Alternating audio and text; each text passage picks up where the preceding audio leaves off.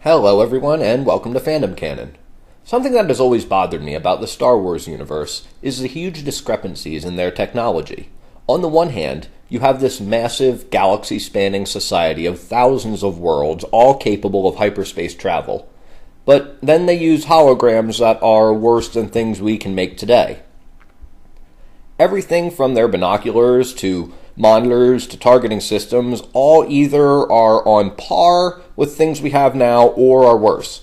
Their droids are capable of independent thought, which is a pretty big deal, but their bodies are clumsy and immobile. The largest difference we can see is their lack of communications technology. With our high-speed internet, Wi-Fi, cloud computing, and 50 different ways to message each other, we are far more connected than those living in the Star Wars galaxy. But why is this? Why has the galaxy taken such a different path, making great leaps forward only to stop and then use the same technology for millennia?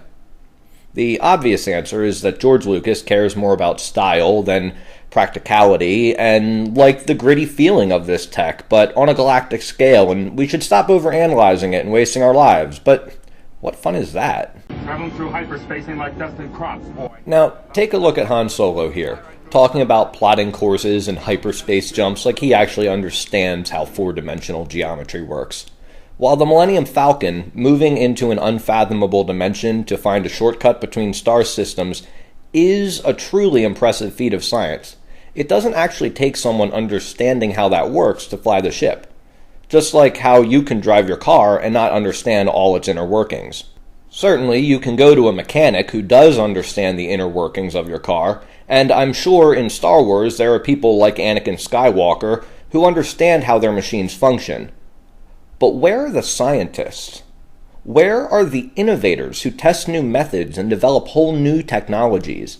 Basically, it seems to me that Star Wars is set in a galaxy full of engineers, but very few true scientists. At some point in the distant past, people in the Star Wars galaxy were innovative and created things like hyperspace travel and artificial intelligence. But then, for some reason, those people went away, leaving the galaxy with the same, albeit impressive, technology for millennia. Almost all of the tasks that would be done by scientists and researchers are done by droids, and while I'm sure they could collect data and make correlations, droids lack the imagination necessary to ask the appropriate questions and look for new and creative ways of doing things. Now, you could argue that the team that built the Death Star were innovators, but I mean, how creative do you have to be to say, let's make a spaceship, kind of like the ones we have already, but like way bigger? Even the Death Star's main weapon, the planet-destroying cannon, is powered by kyber crystals, like a lightsaber. The Death Star isn't new technology, it's just bigger technology.